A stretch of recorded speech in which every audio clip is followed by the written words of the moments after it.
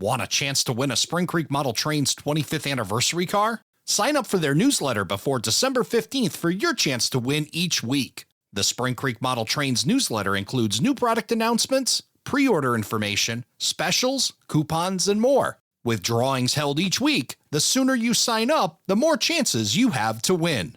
Head to the bottom of the homepage at springcreekmodeltrains.com and sign up for your chance to win. TrainFest 2025 is almost here, and Tully Models will be there. Make your way to Milwaukee November 1st and 2nd, then head to the Craftsman Courtyard in the Baird Center. There you'll find demonstrations and clinics featuring the Tully Models brands, including Industrial Modeler Supply and Southern Tier Grain Modeler Supply, plus two big announcements you won't want to miss. Come see for yourself how Tully Models can help bring more realism to your layout industries. Learn more about Tully Models at TrainFest 2025 at tullymodels.com. Fast forward into the future or bring a touch of the past to your layout with Rapido GP20 tank cars from Home Shops. Deliver clean and safe water to areas in critical need, just like the prototype with water-trained tank cars.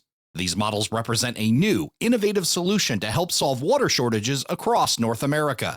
Also available from Home Shops, Gargle Oil GP20 tank cars. This industry was a cornerstone of Frank Ellison's Delta lines, and these cars feature a classic 1970s look that pays tribute to the legacy of this inspiring freelance layout. Learn more about these cars and see the entire Home Shops catalog at homeshops.net. ATLP Extra is our monthly newsletter delivered right to your inbox each month. Sign up for free at atlpextra.com.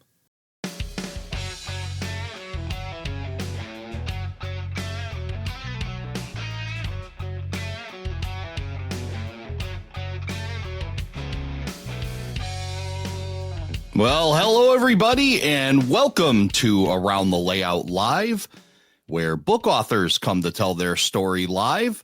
My name is Ray Arnott, the host of Around the Layout podcast, and joining me this evening for a live version of our What's Happening in Model Railroading episode, the editor of Model Railroad News, Tony Cook. Tony, good to see you again. Hey, Ray, how you doing this evening? I am doing awesome, and so glad we're able to do this live, and we're going to be able to take some comments and questions from folks as we go through what's happening in model railroading. Absolutely. And you've got one of the editors of the Gateway Western book here. Yeah, so we're excited to talk about a new book from a good friend of mine, Mr. Matthew Freix. Matt, good to see you. What's going on, guys? What's going on is a book about your beloved Gateway Western, and I'd love to get into that book and the story behind you writing a book about the Gateway Western, which I got to learn quite a bit about from you, of course. And then our trip leaving the St. Louis RPM, we headed back towards Chicago, and I got to learn where it was and a little bit of the history of it. And you got a first-hand first row, front row seat to it. Yeah, absolutely. Yeah, it was a great trip. Got to see a lot of really cool areas around between Chicago and St. Louis, where it used to be, and things that were once upon a time, which is always fun. It's kind of like that ghost railroading thing. That's always a fun thing to do. Mm-hmm. Absolutely. Without a doubt. And, I want to clarify here, Tony's very generous. You're very generous, but I know technically I'm an author, but let's just be honest.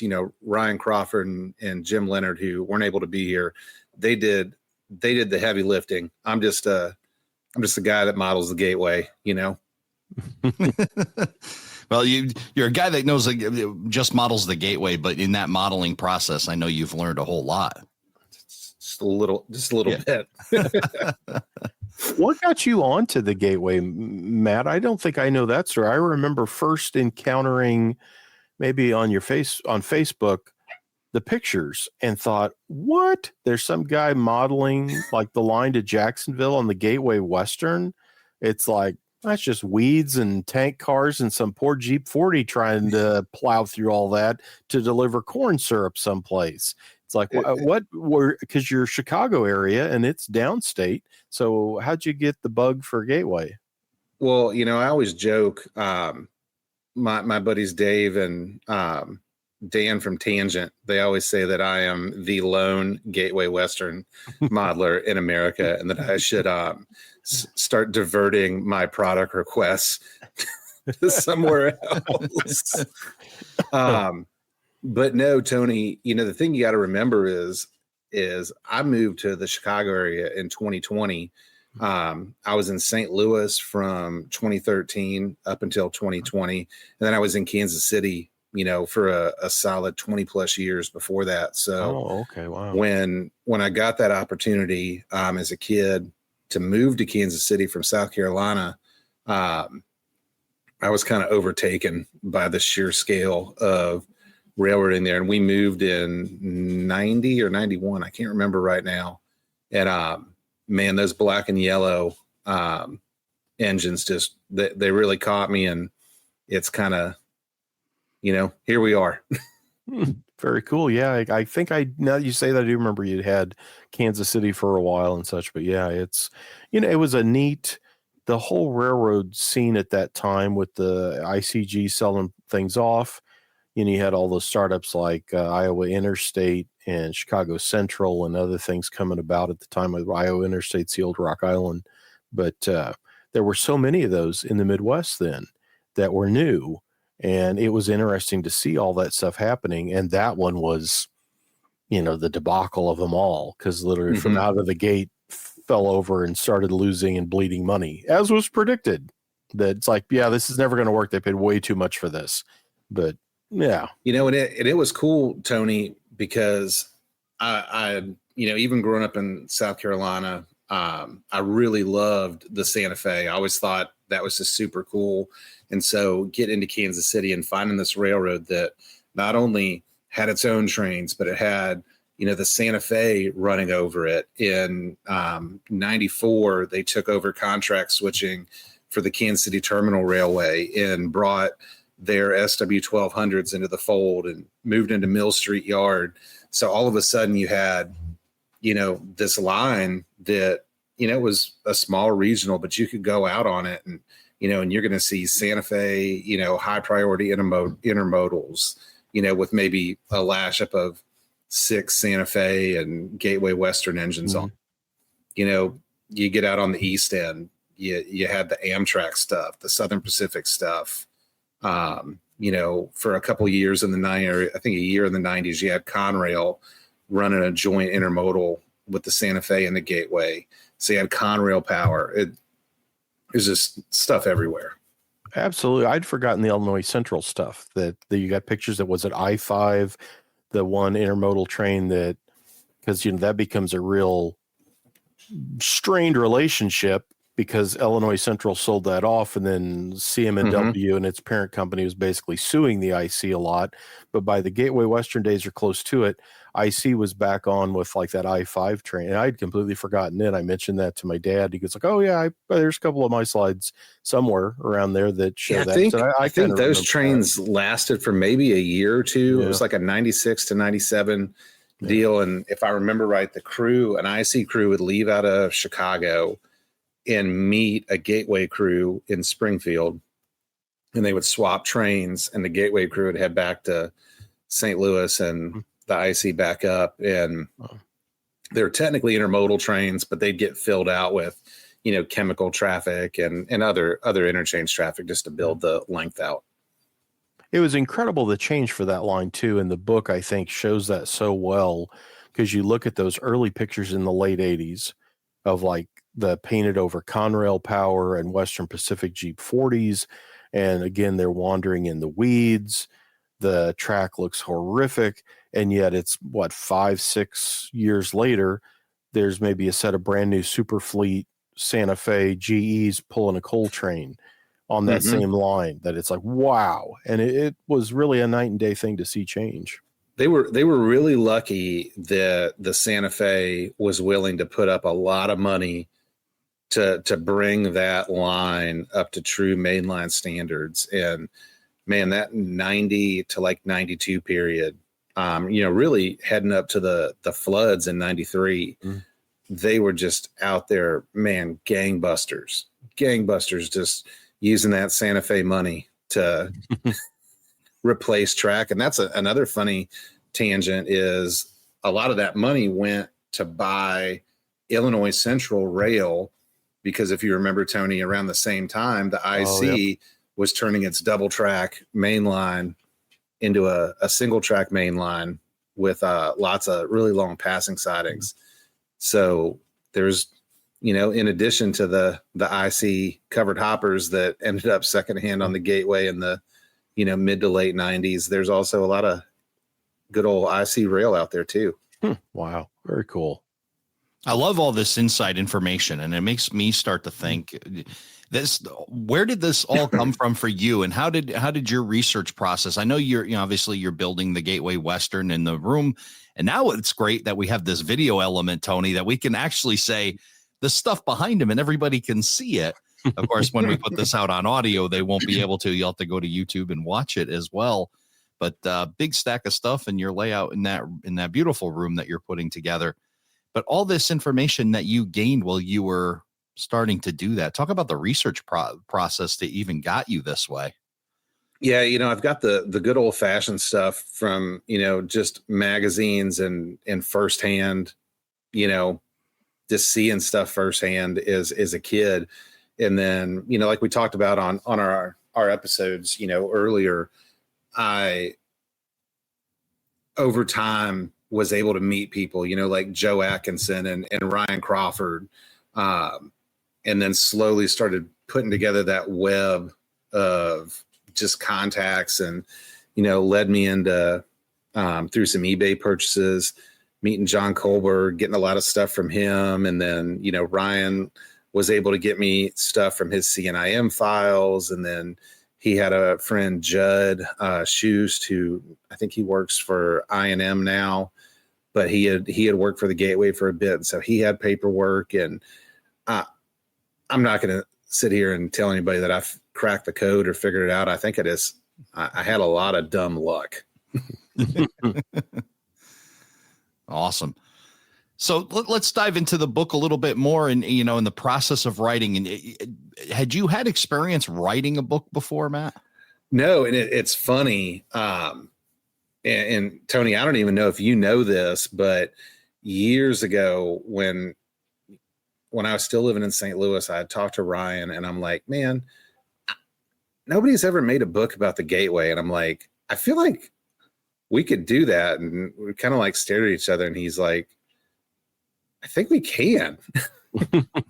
And so we were kind of working on it ourselves. And then, y'all and White River came in, and we're like, oh, well, here's the White River archive.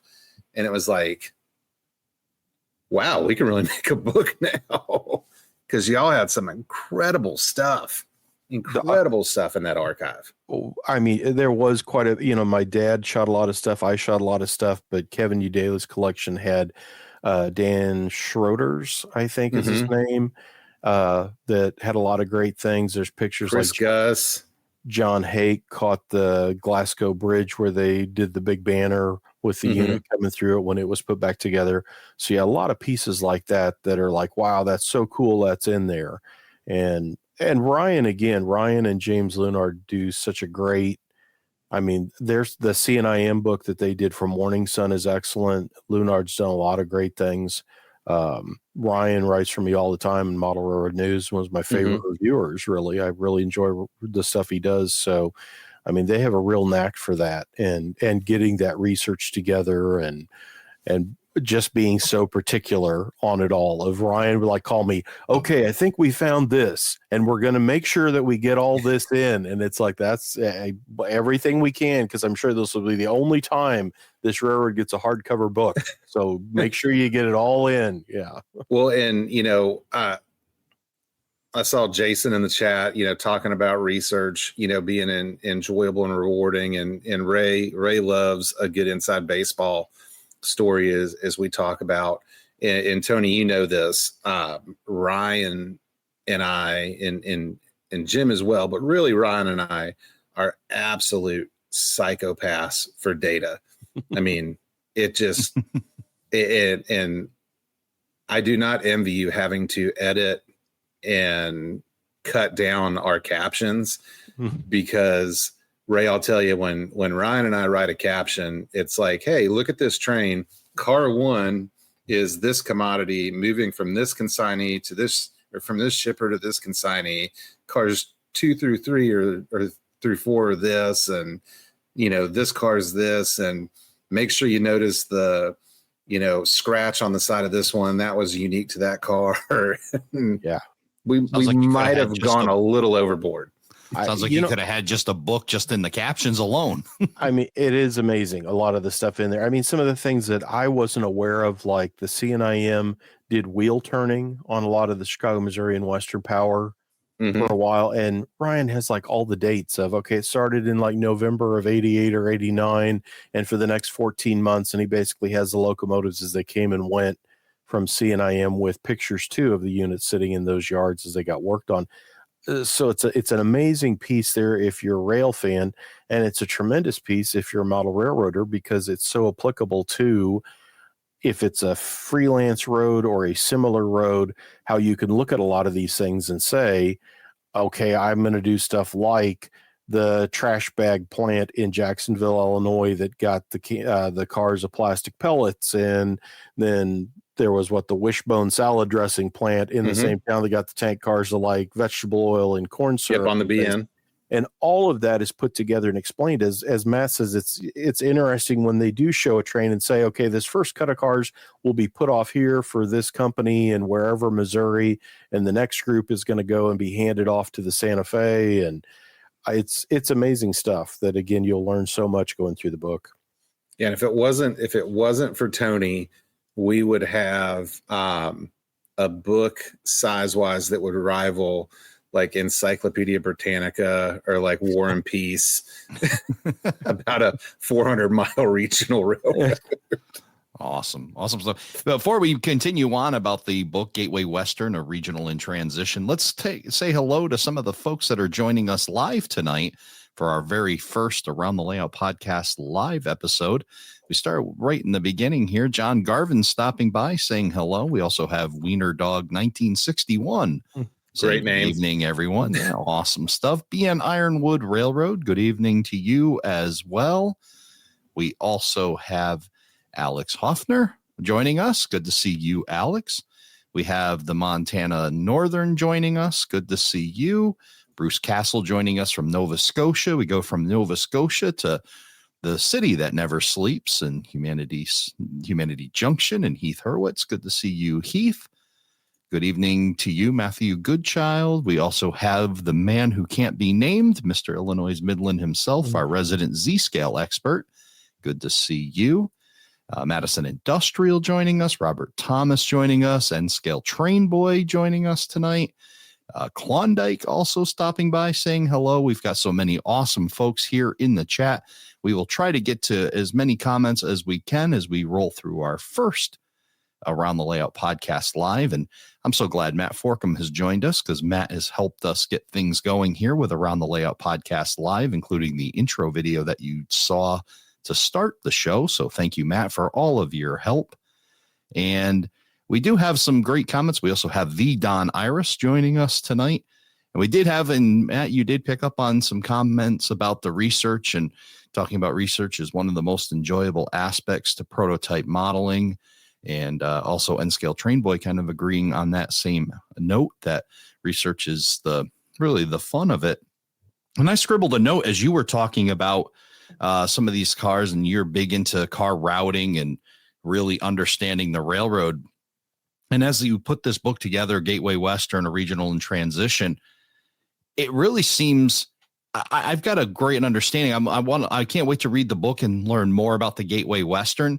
But from everything you've told me, it's kind of no real mystery why you model the Gateway Western. There's so much diversity into that railroad. It really just begs to be modeled.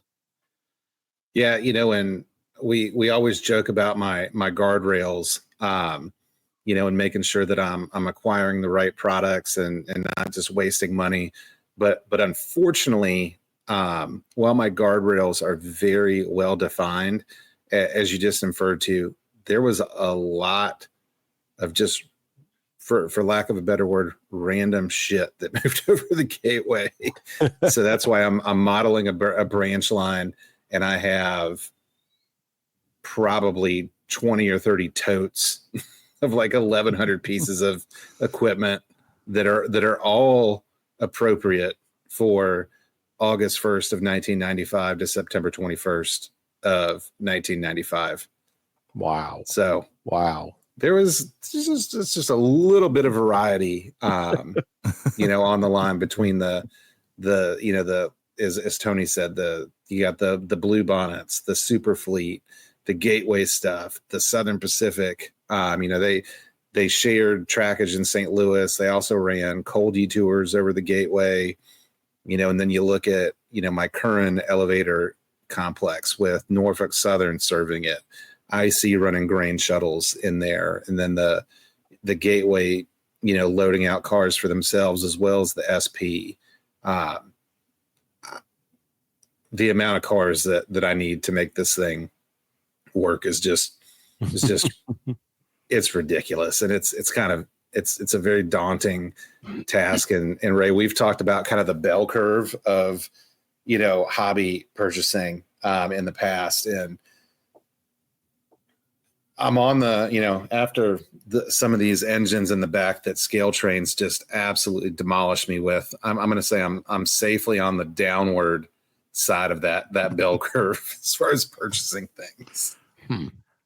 Yeah, it's an interesting path, isn't it? You start off, you purchase a whole lot, and then as you redefine, and that's what you've done, you've really redefined with all of this research. Of course, all that research helped pave the way for the book as far as your contributions to it.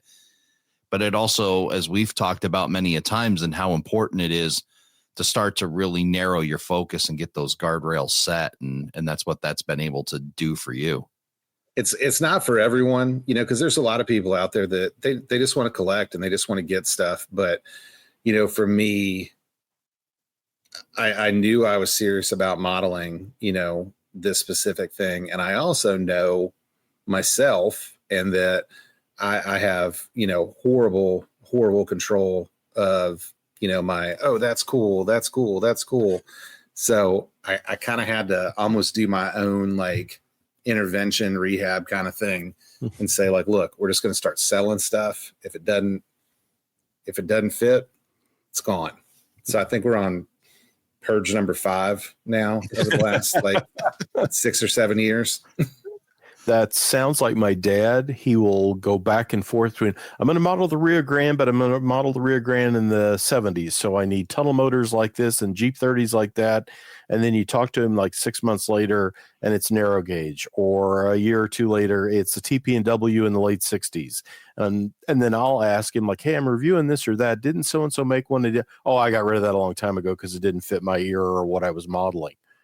And it's well, does it, I throw back to the 80s and the 90s when, you talk about the Rio Grande. You had a Rio Grande tunnel motor, blue box from Athearn. And Tony, you and I, we could buy that and be perfectly happy and never think about, well, is this an as delivered 70s version, or is this a 90s version with, this function added, and they took this little bolt off and they put a square bolt instead of this bolt, and ignorance is bliss, And it's gone for that. Yeah. I can remember when those tunnel motors came out, and I was jealous that Athearn tooled the SP cotton belt light package on the nose. And then the other tunnel motor, which at the time would only been correct for Rio Grande, they didn't do anything to the nose. And it's oh, why didn't they put the Rio Grande light in there? Because then you could have sawed that off and put that on, other things too, to have that light without having to cut the light into it. And that was the only thing I really saw about it at the time. And this had been 1980-ish, that was lacking. And now you look at it's well, what phase is it? And Rio Grande for this order had that box behind the cab. And then remember they did this. And again, now we have things like the ScaleTrains tunnel motor, or even Athearn has redone the tunnel motor several times. That again, I look at what's out now and is a tunnel motor, and it's I wouldn't even recognize that at the time. In fact, that's another one to bring up. My dad again will say, I don't like that new ScaleTrains tunnel motor. What? Why? I mean, I'm so used to having seen the blue box and other ones for so many years that I look at this and it's I don't think that's a tunnel motor, or that's not an SD45. I have a lot of models, old models of SD45s, and then I see like a new one from ScaleTrains or Rapido or somebody, and it's like, I don't like it. It doesn't look right. That's not what I accept as an HO, whatever. It's too good. That well, and think about this, Tony, is we were so happy back in the day, and I'm not going to say that I'm totally innocent here, but now, ScaleTrains releases a tunnel motor, and 80% of us are out here whining like petulant children that, like I said, that, oh, they put this size bolt on and it should have been a rivet. Yeah. So it's just the thing. It's the things you can't unsee when you start to, like you said, you can't slip back to ignorant bliss anymore. It's over when you dive as deep as you do. That's wild. Well, and it's interesting you say that, because with the layout behind me, and my buddy Isaac and I, we practice this whole idea that we like to say that while we love the rivet counting aspect, and trust me, I'm going to get the best model available, but we almost call it macro modeling, where our thought process is we'll use a train man car, or we'll use, an old Concord car, like those UP hoppers that Ryan and I did, Tony. Mm-hmm. If it's the right car, and you put, 58s on it, you put good wheels on it, you weather it. And, Scott Thornton was over here last night, checking the layout out, and he made that same comment. He said, man, you got some train man stuff in here that looks killer. He said it's next to a tangent model, and he said if I look at it, if I look at it really closely, I can tell all the shortcomings, but in the bigger picture, that macro vision of the layout and the image that you're trying to create, like once you start operating, it all just blends together. So just don't get hung up on all the bolts. Just get what best serves your layout, and I think we figured out what Isaac's handle is.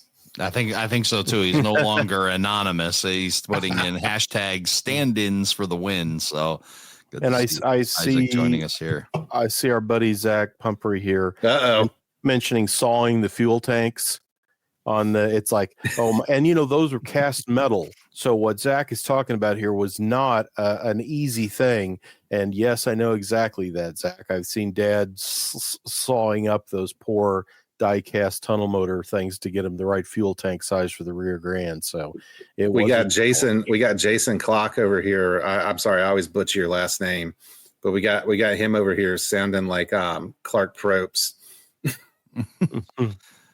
Yeah, he's bashing saying me for not having scenery. Yeah, I see that. So you got maybe they're stand-in towers of some form. You got a city scene going on behind you in boxes of locomotives, and pretty amazing the stuff that you're selling off some stuff and then starting to pile on another side of the things. So you've kind of learned some lessons, but you're still diving in pretty deep there with the guardrail. Still, I think we joked, and I can't remember if this was with you or it was a Dave from Tangent, but I said with my guardrails, the hits are much fewer, but when they hit, and I look at the end of this summer with getting, 6 Jeep 30Us, 3 SD40-2s, 3 Jeep 39-2s. And then I think Glenda from Spring Creek just let me know that my FP45s and F45s came in, and I'm like, my Lord, like did Athearn and ScaleTrains like get together and say like, man, we're really going to screw people up this fall. Yeah.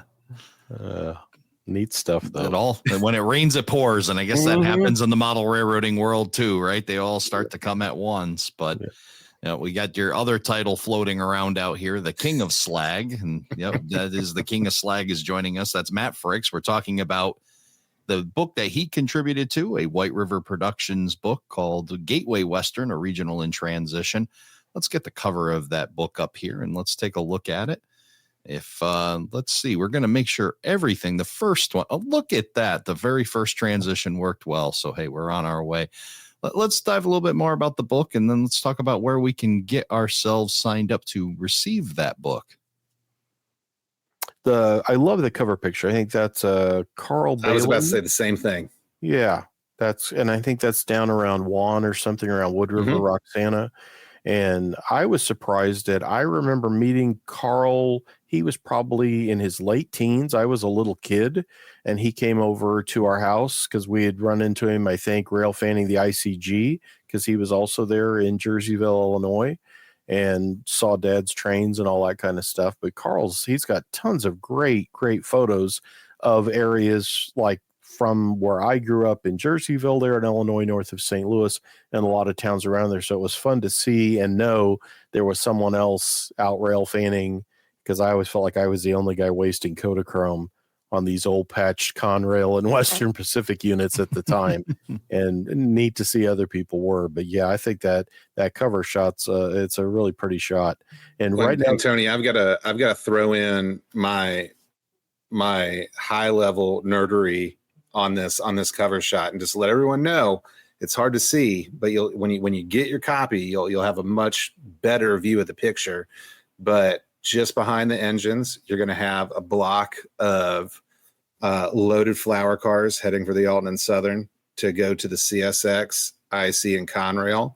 The train is actually in the process of working a siding where they would set out blocks of cars for Juan and Alton.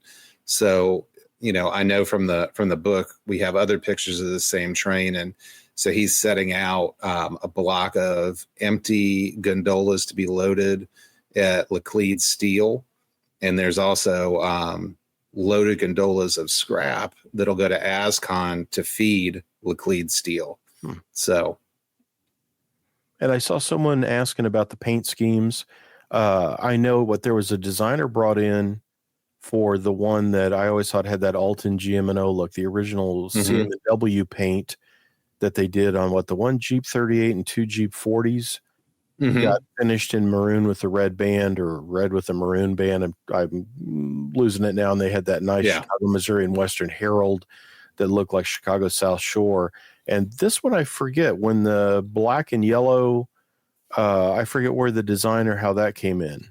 I don't remember who the designer was, but they, as we've joked about before, Tony, they did those couple of maroon units, and they didn't have the money to clear coat them properly. So they immediately started fading, and this broke railroad, the Chicago, Missouri and Western, realized very quickly we should probably simplify things. And is stand out of a paint scheme as this is, it's a black dip, with yellow pilots and a side sail and some stripes. So that kind of happened in that 89 era, as they were doing their rebuilds. I think in Paducah, was it VMV, did these initial black and yellows, and it was just cheap. It was cheap. It looked good. Then when Gateway took over their portion of the line, they clearly liked it. So they took the CM&W ones that were already painted this way, patched them with a Gateway Herald on the cab side, left the numbers the same on the long hood. And as they repainted units, they kept the same overall scheme, but did what we jokingly call the balloon font, as my buddy Eric Goodman says, the potato chip font. And then that evolved from, I want to say in 92 or 93, they started doing the side frames of the trucks in that silver. However, if I remember right, they called it suede. Right. Yeah, that is in the book. And that's another thing too. I think you tend to think of that black and yellow as being Gateway Western, and it technically was Chicago, Missouri Western are the first units painted like that. And at the time, I remember the reference was always to the nickel plate scheme. But yeah, it is basically just a utilitarian black. It's funny you say that, because when I did the article for Model Railroad Planning, one of the things that Tony Kester just absolutely loved about the Gateway is that it looked like a modern nickel plate. Yes, yeah. Oh, and I saw someone asking about railroad employee, and there's really good stuff on Riley McCarran when they work on with the change for the Gateway Western and his involvement, the flood and some of the rebuilding of the Glasgow Bridge and that big flood of 93. So we do get some of the behind the scenes on the people involved in the railroad as well, which is always an interesting. And you can't forget the massive contribution that Sonny Sellers made to the book. Absolutely. He was an engineer for the railroad, and before he worked for the railroad, he was just a fan of the railroad. And Ryan and I joke, and I think that Sonny probably took a photo of Gateway Western 2048 every day that it was in existence. But I can't thank Sonny enough, because he's provided so much really inside information on the railroad that the book couldn't happen without him. In an era that really they weren't running around with cell phones with cameras on them. This had to be an exerted effort to make sure that this was captured, and thank goodness they did.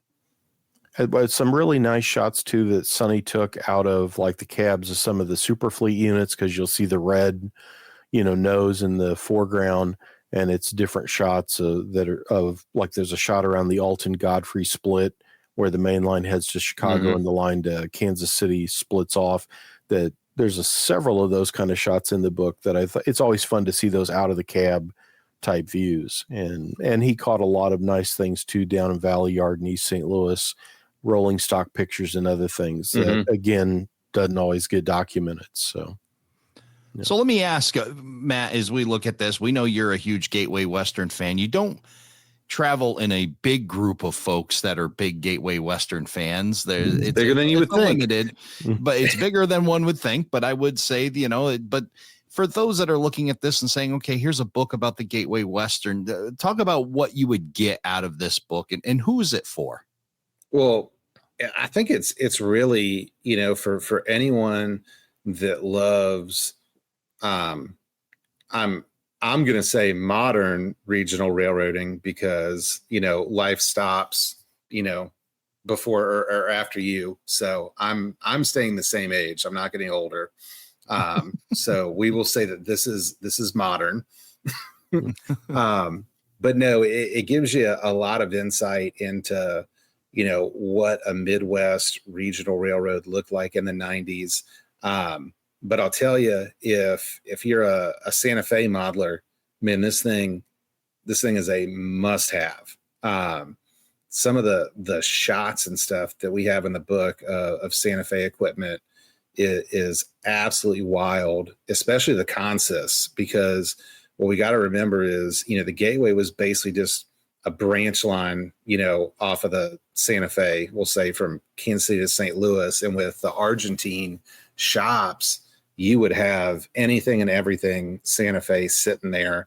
And they knew that, if they sent something out on a Gateway train, it was going to be back in a couple of days. So they would literally put anything. I mean, we've got pictures of the XTP&W non-dynamic Jeep 38-2s that typically stayed in pairs in Kansas City running transfers out of Argentine. I can't remember if it made the final cut, but we had a picture, I think near Jerseyville or somewhere, of a southbound or eastbound Santa Fe manifest with a long hood forward SD39U.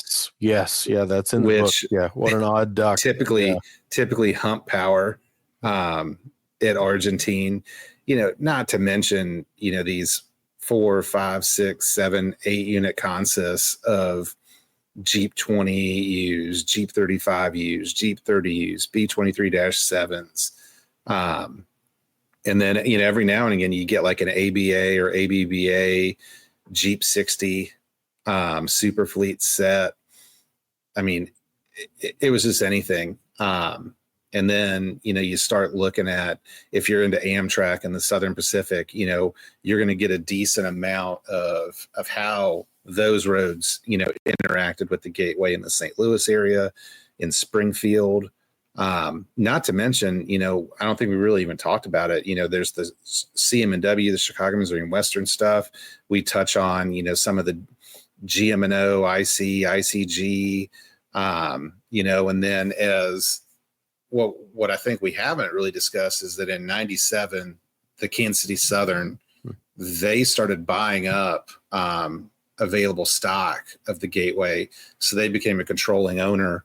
And so in 97, you started seeing Gateway units getting repainted gray. They said GWWR on the side.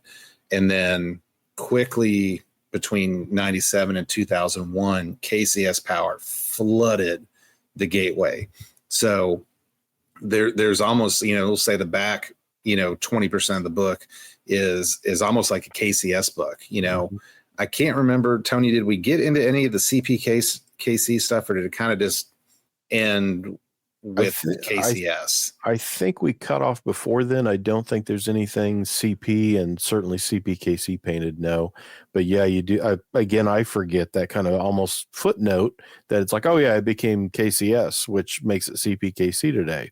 And yeah, that takes over. So it's such an interesting, that line was always kind of like when the GM&O first took over the Alton in 47, I think that Taggart that ran the GM&O at the time, that was part of how he was going to fund getting the Alton, was to sell off the Kansas City line.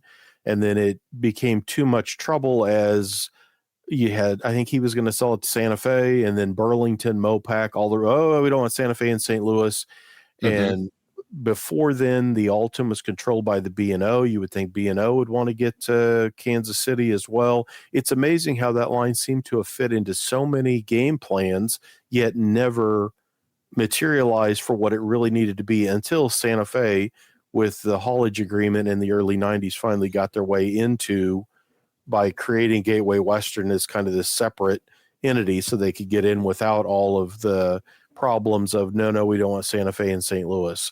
But it was such an important line. And Rio Grande at one point put in an offer before CM&W, before that deal went through. The Rio Grande had made an offer because that was something they were after, to get into St. Louis. So again, for a line that was kind of also ran, or GM&O didn't want it, ICG wanted to get rid of it. I think in the 70s, ICG looked at trying to get Southern to buy it.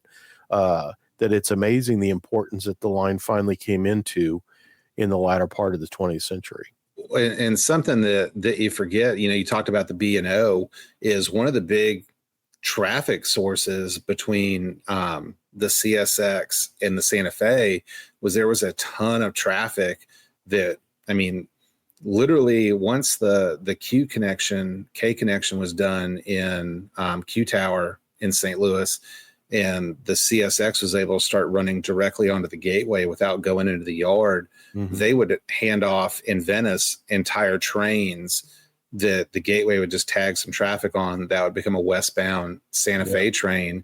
And it allowed them to bypass Chicago. And I feel like I read somewhere that they were shaving 10, 15 hours off of their overall transit time by running over the Gateway. And then in 95, summer of 95, the Gateway started their own intermodal service in partnership with Conrail.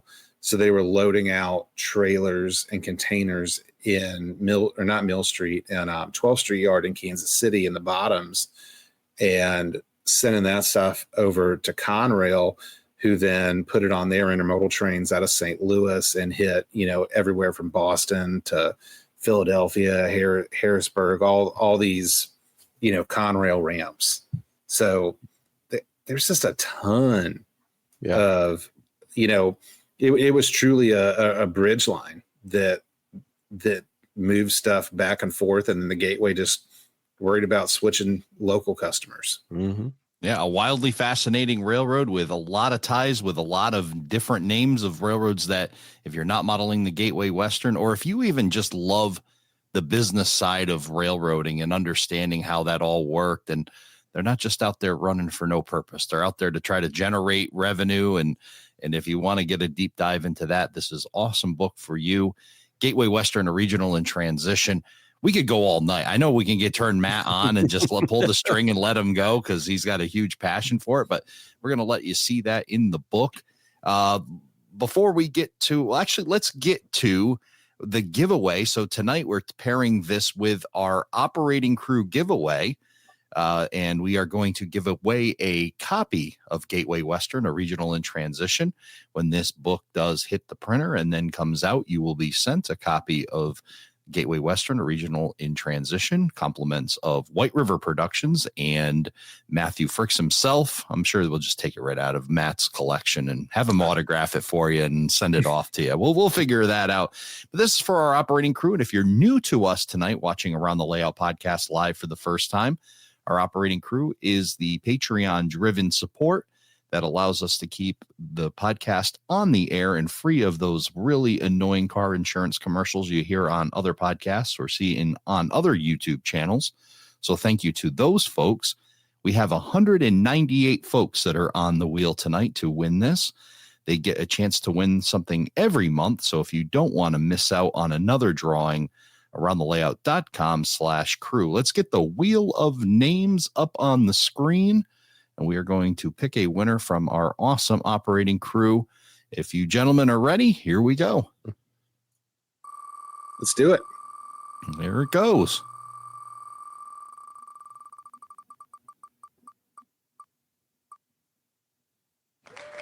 And who better than Matt Morgan to win the Gateway Western book? Congratulations, Matt.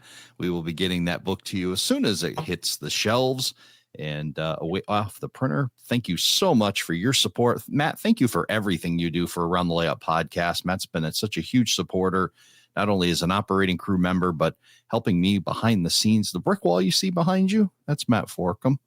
If you see the website and how awesome that is, where you can find episodes very easily, that's Matt Forkham. So thank you to Matt for all the things that you do for the podcast. No better winner than Matt Forkham tonight. So thank you, Matt, for all that you do. And I have a couple of auto racks out of my my last purge that I need to give to Matt. So sounds like might have something else to add to the stack for him. Awesome stuff. So very cool. Very cool. Matt, want to thank you so much for coming by and telling us about the Gateway Western book, A Regional in Transition. And congratulations to you. Your first time having your name on the cover. I know how proud you were and being able to see it. You're super excited about the whole project. And although there may not be a part two, I'm sure there's more books in you between railroading and model railroading. You got a lot of passion for car routing and building plausible railroads. And I'm sure we're going to get something else out of you in the near future. There you go. Awesome. Matt, thanks again for joining us. Appreciate it.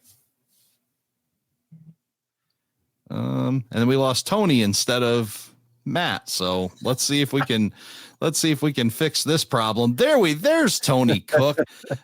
First time jitters and bugs and stuff. We'll get it all worked out here. But Tony, awesome stuff out of that Gateway Western book. And of course, you're editing this thing and putting it together. So quite a bit coming from you as well. It's in its final stages. That right now the pre-sale is still good at White River Productions, shop.whiteriverproductions.com. And I think the pre-sale's through October 31st.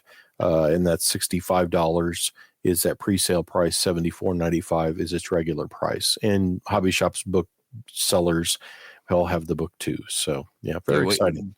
Yeah, head to either shop.whiteriverproductions.com or our friends over at Ron's Books is going to have this, I'm sure. Absolutely. So be able to head over to Ron Books and that's so awesome. Support them or get it online, shop.whiteriverproductions.com. And of course, we'll share the link to that at our website, aroundthelayout.com/194. And again, a reminder, if you just saw that giveaway and you said, oh, I wish I would have been on that wheel and had a chance to win it, you can by becoming an operating crew member. Not only do you get a chance to win every month, you get an awesome exclusive sticker. You get previews to upcoming episodes. You get an invite to our 2 chats that we do every week. We do one Tuesday nights here in the United States. And then we do one on Thursday nights in Australia, which means about 5 to 6 a.m. I'm up to talk to our Aussie friends. We have a great following over in Australia. We love our folks over there. So we do 2 chats and a bunch of other benefits. We've got our big December operating crew giveaway coming. We've got so many folks signing up to provide items to give away then. You don't want to miss that. Aroundthelayout.com/crew. And if you are a member of the operating crew, I would suggest you pop over there and just check your membership, because there's been a few, maybe it's about that time where credit cards like expire and stuff. So you want to make sure that you're up to date and everything's good to go for December, because that's going to be one awesome night of giveaways. That will be our December Around the Layout podcast live. And we'll be doing this once a month. So pretty exciting to be able to do some of these shows live. Again, we'll be doing this once a month. It doesn't replace the podcast. We'll still have Around the Layout podcast, and you can learn more about the podcast at aroundthelayout.com. Tony, it's time to find out what's happening in model railroading. Let's see if we can roll into this without completely blowing things up. So, oh, look at that. Matt Freix is back. Sorry, Matt. Yeah. Good to see you again, buddy. But we're going to try to quickly roll over here to our screen where we will share what's happening in model railroading. And I think I can do it, Tony. As I say, you had it before. There we go. Look at that. Let's start with some stuff out of ScaleTrains. This is the ARI American Rail Car spiral tank car. And this is a project that Matt Gentry worked on for ScaleTrains, or is working on, actually. There's a video that Drayton Blackgrove put out where he talks to Matt Gentry. There are 3 phase or production styles that'll be out for this tank car. I was really excited by it. I emailed Matt afterwards saying, I'm not a contemporary modern era modeler, but this is a cool car. I'm interested in this. The different phases or production ones have to do with the look of the spirals. The first release that is announced has the first and second production phases in it. And Matt mentioned that the third or later phase is coming as well. But a very cool tank car. There's a lot of different variation to it, like this one we see here. I think it's the early one that had the walkways on both sides. And then there's one that the walkway runs all the way down one other side. So like the ladders and the railings change on those, as well as does the spiral thing. Watch the video. It's on ScaleTrains' YouTube, and you can learn more about these cars. But very cool car. This is a new rivet counter in HO scale. When you see things, and we talked about it just now with Matt Freix, that once you know it and you can't unsee it. And I had seen this spiral car in the design, and I was out rail fanning just a few days ago down in the Fort Worth, Texas area. I was down visiting the grandparents and a whole bunch of model railroaders down there as well. Got to see some really awesome layouts, a couple again and some for the first time. And now about rail fanning, I was like, I see this car now. It's like, it blended in, like it didn't really pop out, but then once it's highlighted to you, and then you see them all over. So definitely some banging rails along, a lot of railroads throughout the North America for sure. Yeah. Very cool car. I forget what the delivery date is. It's on there someplace. They're taking you can place your orders or reservations for it now. And again, that's a new HO scale project in the rivet counter line from ScaleTrains. Yeah, pre-order guaranteed date, October.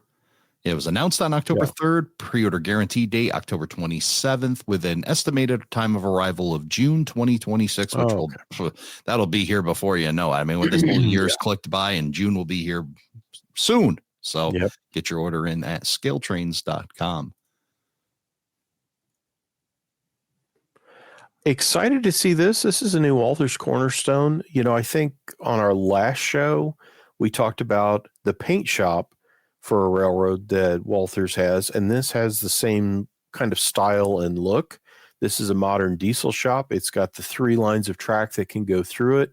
This is a new Cornerstone plastic kit that was announced here in the last week, but will be a nice companion piece to that paint shop that they're doing as well. So fun to see these things, because these have so many, possible applications for your model railroad. I think of the video Dana, as he talked about the new things, talked about you could put lighting in it to, look in and see the stuff being worked on. So as far as details, you really go crazy with figures and equipment and other things sitting around for this. And this is a new HO Walthers Cornerstone kit.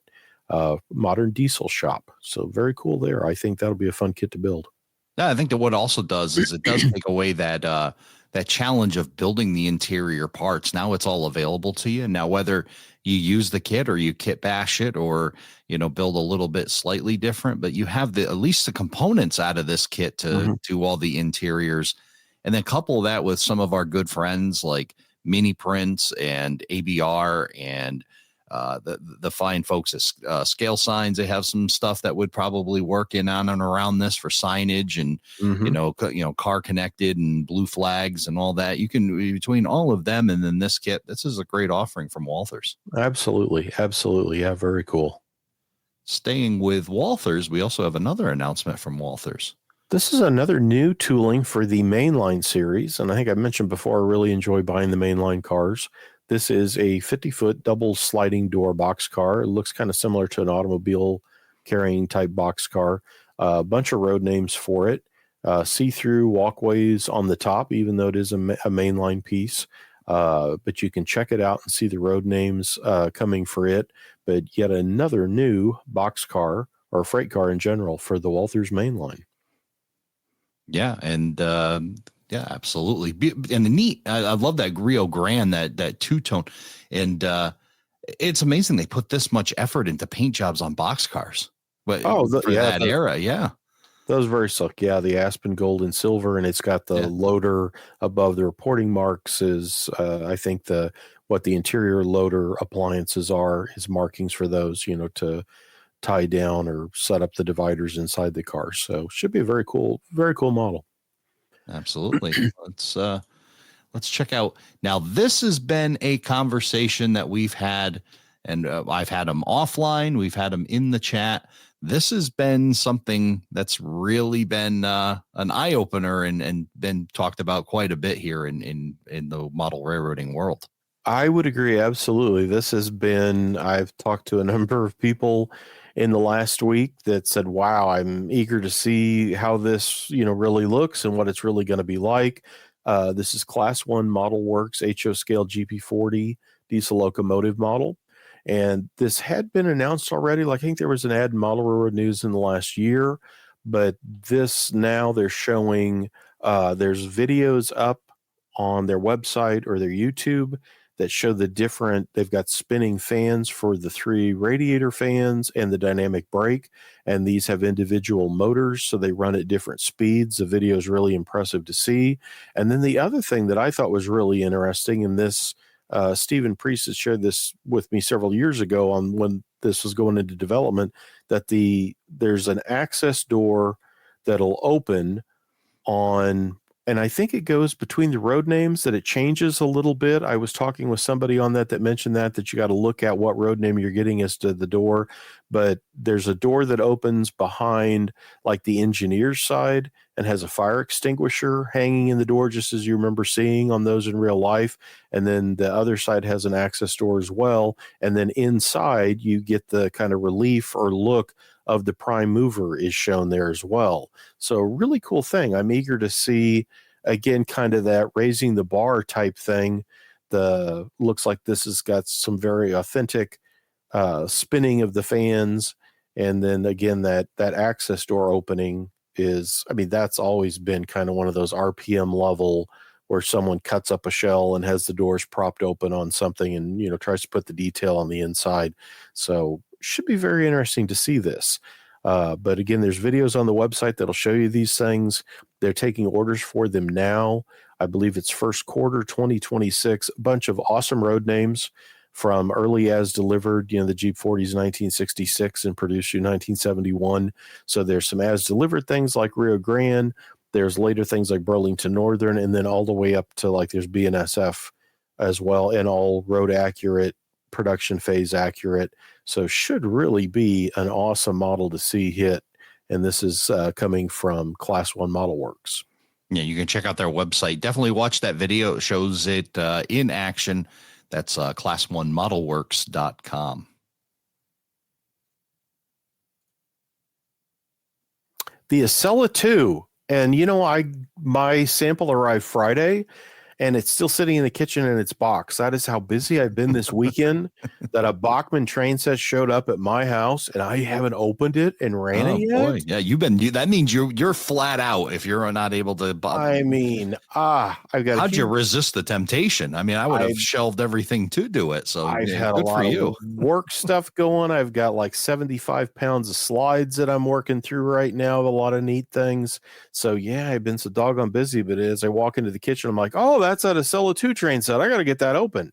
It's just hit the rails. So neat that the HO model has arrived and it is going into service as well on the Northeast corridor. But this is Bachmann's new Acela 2, and that set comes with the concrete tie easy track that I believe has like slightly elevated curves as well. It's DCC sound equipped. Really, really awesome. Should be a neat thing. I'm not going to keep it. I'm actually going to send it up to Kevin Holland, who does Passenger Train Journal, because the latest Passenger Train Journal has a great cover story on the Acela 2. I thought, I got to send this up to Kevin to review, that he'll enjoy it. So, but I am going to play with it before I send it up to him. Awesome. And I know this was mentioned when we talked to Matt Stern at Bachmann a couple months ago. And if you missed that episode, head to aroundthelayout.com. You can find that. I think maybe a month or two ago, we talked to Matt, and he was talking about standing on the platform and watching all these go by and doing some research right from just outside their office in Philadelphia. So awesome stuff from Bachmann. Cool. Yeah. Again, shop.bachmanntrains.com is where you can find more on that. And again, our website, aroundthelayout.com/194, we'll have all these links. So if you miss them tonight, we'll be able to get you caught up. Just head over there. C36s. Have you seen Dave Abiley's Twilight Zone inspired video that he did for Rapido? I will have to find that. You've got to look this up. Dave is going to review the Conrail C36 for me from Model Railroad News. I've been excited to see this because I remember these Missouri Pacific units in the mid 80s. But Rapido did the C30-7 a year or two ago. The C36-7 has just arrived. Dave's video, and I'll spoil it a little bit. It's funny because it's done when kind of that Twilight Zone, like here's a average guy that blah, blah, blah, and his family, and like somebody's saying like 7 and someone else saying 36. And he keeps like, what is all this? And he goes down to his train layout and he's like C36-7. Like that's what they're trying to tell me. And then it appears, but really fun video. And Dave is a great guy, has a great Onondaga cutoff Conrail layout. And I'm eager to see how he'll review it and the stuff he'll talk about. But a really awesome General Electric prototype that, again, it's one of those I wouldn't have expected. I bought one of the Armor Yellow Mopaks, even though it's not Jinx Blue, but that's how they came. Armor Yellow with a little. There's Zach, he's a Mopak guy. So they've got the North Little Rock style Missouri Pacific on the side. And that too I've not opened. That came in Friday. And yeah, I looked at the side of the box. I'm like, that's what that is. But yeah, I got to open that up and look at it. But you're going to have a fun week of opening boxes, it sounds. Probably. The car was in the shop all last week and I've been busy. I've been up here in Missouri. I got to get back down to Texas and I've been working on that book project. And yeah, just too many things going on. Yeah. A lot of irons in the fire, but hopefully you'll get to having some fun opening boxes. It's always fun. That's part of the experience, especially like companies like Rapido. They make that experience fun, don't they? That box opening for sure. Yeah. The stickers and the owner's manual that's always fun to read, and what parts or things that, they supply or extras with it. So yeah, very, very cool. What CVs or what buttons you push and you get the extras, the hidden Easter eggs. And yeah, they just have a lot of fun up at Rapido Trains for sure. Very cool. And this is all of the PIKO HO, but if you scroll down, PIKO America has another run of the Kraus Mafis, the diesel hydraulic coming, and these will be, SP and Rio Grande got these from Germany, and it was really SP's project, and the Rio Grande said, yeah, we'll try it too. And what they're going to do on this latest run is Rio Grande tinkered with them for about 14 months, I think, and said, not for us. And SP took them, and at first they just patched them. So they're going to have the version where it's in the gold, single stripe, aspen, gold, and silver. And by the way, that single stripe, remember there was the 5-stripe Rio Grande scheme. I believe the Kraus Maffeis, that's the first single stripe Rio Grande paint. So is it modified or changed to the simplified from the 5-stripe to a single? This was the piece of equipment that first had it. And they're going to have the Rio Grande paint scheme, but then patched over with SP and Southern Pacific on the side. So, and there's other different changes. The two over at the right there, Ray, if you go back, that's from the previous run in the Scarlet. Yeah, the far right, the one unit pulling the train. Yeah. This is what they're going to be. And see, they got the tanks up on the roof, and there's the SP stenciled below the lower headlight, and Southern Pacific and Gothic on the side. They've got the ports cut in at the bottom because they had problems overheating in the tunnels. So as you can see below the black stripe, those two kind of horizontal blocks above the trucks between the fuel, or on each side of the fuel tank, they cut ports into them to bring air in from down below. So all this will be on the revised tooling and revised paint for this new PIKO America run of an HO scale Kraus Maffei, which will be another couple of those I'm going to have to stack. I have, I had those AHM Rivarossi Kraus Maffeis forever, and I always thought they were just so cool. And now it amazes me when I look at the shelf of like a half dozen of these PIKO ones. I'm like, wow, it's so awesome that there's this killer model available for this. But these are coming out by the end of the year and will be DCC sound equipped. Awesome stuff. This is definitely for the hardcore Southern Pacific and Rio Grande fan. I mean, this is just not a run-of-the-mill locomotive. This is something really special, isn't it? Very cool. Yeah, surprising. It's neat. And I remember when they first talked about this project and said, oh, yeah, we're going to do some of these other variations. And I thought, I can't believe they're doing just the regular as delivered. Let's don't get ahead of ourselves here. And it's like, wow, they really are. So, yeah, kudos to Jonathan Medor and the folks at PIKO America. That really awesome stuff. Very cool. In scale, because there's people that do 1/160th. I know them. If you're an N scaler in the group right now, go ahead and raise your hand. I can see one with that also says Train Boy right at the end of it, so he'll be excited. Let's talk N scale, Tony. These are the latest Broadway limited imports in scale SD40-2s. And if you scroll down, there's some awesome paint schemes. The first two you think, oh, Santa Fe BN. Nope, they're both BNSF. One is a yellow bonnet, stencil cab BNSF. And then another is a late era white face with the large BN on the nose. Again, patch to BNSF. The wonderful Milwaukee Bicentennial is in this group. High Hood Norfolk Southern. Isn't that awesome? I'm running a picture of that one in Model Railroad News. That was such a cool bicentennial. Yeah, for those catching the audio version of this, it's a beautiful SD40. It's got kind of like a wave going through it, a red stripe on a white body with a blue top, and it kind of tapers down. The blue tapers down. Definitely head to Broadway-limited.com and check this one out. This is a beautiful locomotive, like you said. Some really awesome road names in this group. The Union Pacific Desert Storm from the 90s is in here as well. Rock Island without dynamic brakes. The Canadian Pacific, more recent.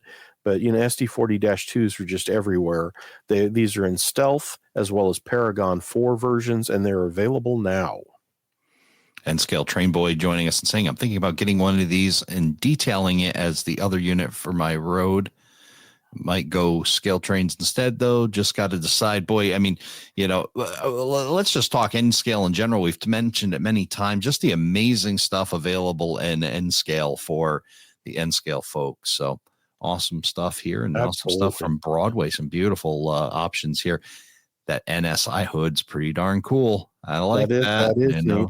I see someone ask. I almost said it. Yes, didn't Milwaukee Road and Long Island have the same bicentennial scheme? And yes, very much so. I forget the Long Islands, were they Century 420s or something? I get confused because I remember, I want to say Mantua in the 80s did a Jeep 20 in the scheme, but that's not correct for the Long Island. But yeah, that wave red, white, and blue scheme was also a Long Island Railroad I think it was Bicentennial. If not, it was a paint scheme of theirs that they had for a while. So yeah, very cool. 80% or more of art is stealing. So, there you go. There you go. Or permanently borrowing. Century 420s. And yeah, were they the in-scale train boy? Do you remember, were they Bicentennial, or, because it seems like there were a handful of them. I can't remember now if they had just a few or if that was a scheme that they were playing with, or was it really just their Bicentennial? And they thought, well, Milwaukee's pretty far away from Long Island. No one will catch that we're doing the same thing, or vice versa. Milwaukee said, we're a long way from Long Island. We can get away with this. I don't know. And we'll have to check and see if he knows the answer to that. But we'll, while we're doing that, let's talk about, we also have our good friends at ABR Model Works with some new stuff as well. So let's take a look at that. Some new details and some revised pieces. You know, he talked to us, I think, right after or at the St. Louis RPM, and said he had several new things coming back into stock. And boy, their detail kits have so much stuff in them, and it's such neat stuff. But I'll have a rundown on those in Model Railroad News. But yeah, look at the garage details and all the stuff that you get. We were just talking about this. So we have, earlier we had the diesel shop from Walthers, and now you take a item like this offering from ABR Model Works, you pair them together. Now you're really getting into a nice, super detailed industry, or a nice building on your layout for sure. Absolutely. Awesome stuff. Good job, Alex, and ABR Model Works. Great supporter of Around the Layout podcast. We certainly appreciate their support, and some awesome stuff coming out of them for sure. Another awesome supporter of Around the Layout podcast is our good friends over at Home Shops. And I wanted to make sure everybody saw they're running a really awesome sale. This is one hard to resist. So there right now, this all reads, and for those that are catching the audio version of this, I will tell you, they are having a PSR sale. We have a PSR size train load of exciting new products coming in, and we need to clear our arrival tracks. Effective immediately on all current in-stock items. If you buy 2, you get 50% off. If you buy 3, you get 75% off. And if you buy 4 Home Shops locomotives, all in-stock items, you get 1 free. So this discount automatically applies to qualified car at checkout. Discount will not apply to the highest value. Discount will not apply to the highest value car. Discount does not apply to advanced purchase or new arrival cars as they come in. And again, this is all for a limited time at homeshops.net.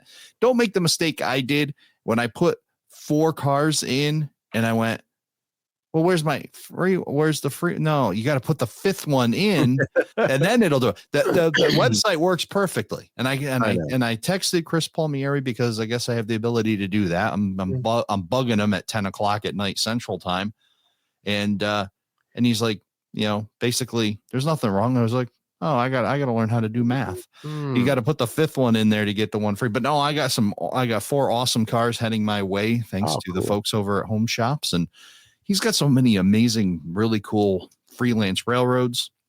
We just came back from Colorado a couple weekends ago, the Freelance Forum, which was part of the Colorado Rail Proto Meet. A lot of really exciting stuff happening over at Home Shops. He's got obviously the freight car offerings, and then he's got some really cool locomotives, a lot of friends of ours. Their railroads are on the sides of those. So definitely head over to homeshops.net and check all of that out.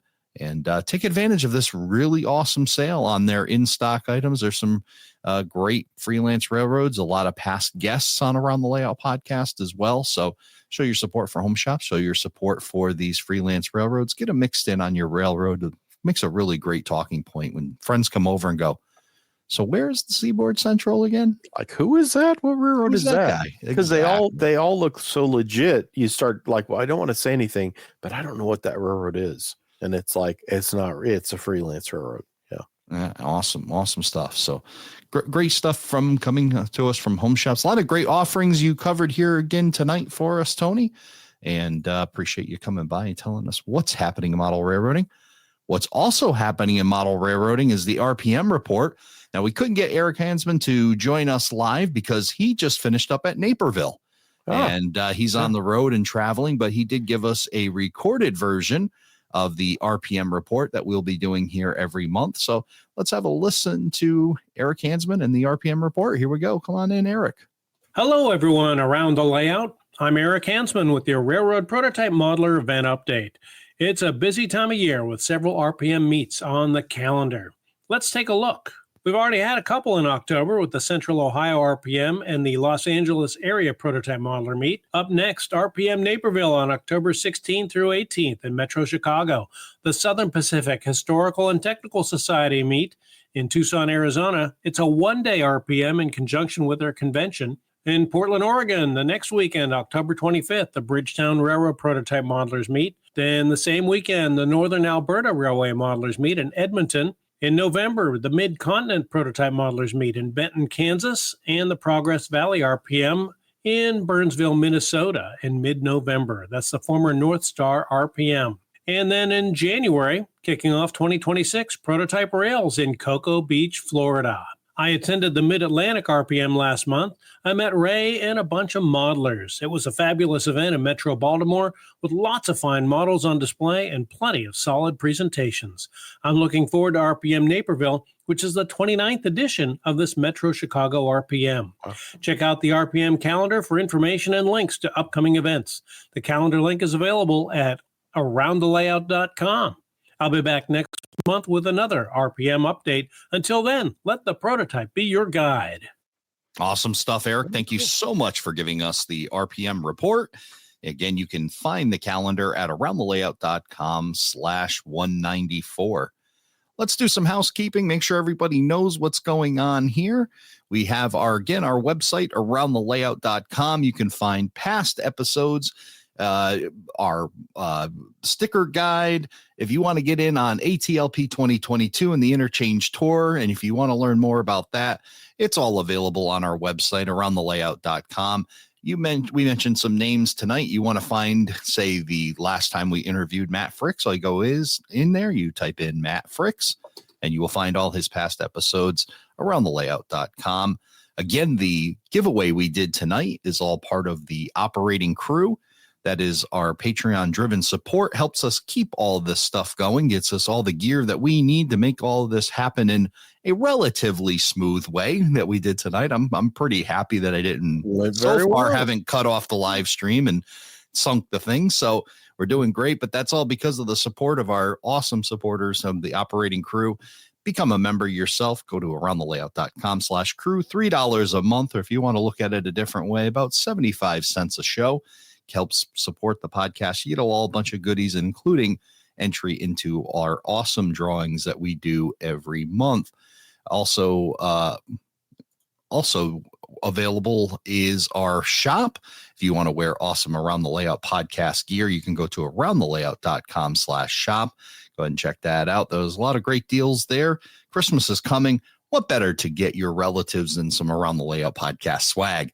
There's awesome coffee cups. There's pretty much, a lot of great, awesome stuff with Around the Layout podcast logos on it. We certainly appreciate your support from the shop and showing your support of the podcast wherever you go, including any of those awesome RPMs that are happening around the area.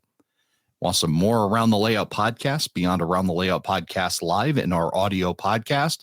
Head to atlpextra.com. That's our monthly newsletter where we share some more inside stuff. I write an article every month for it. We share tips and tricks. We do product reviews.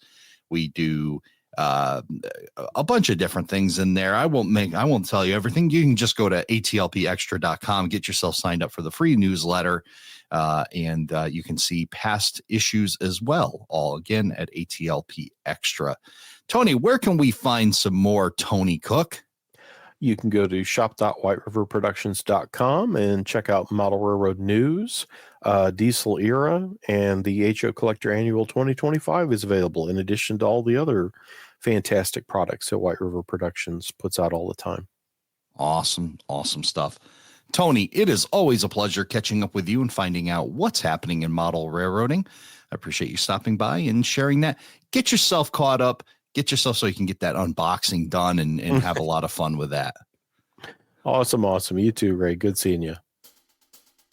Thank you for joining us for this episode of Around the Layout. Learn more about today's episode, Check out past shows and much more on our website, aroundthelayout.com.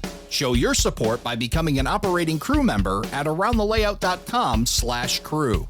Follow us on social media, aroundthelayout.com/social.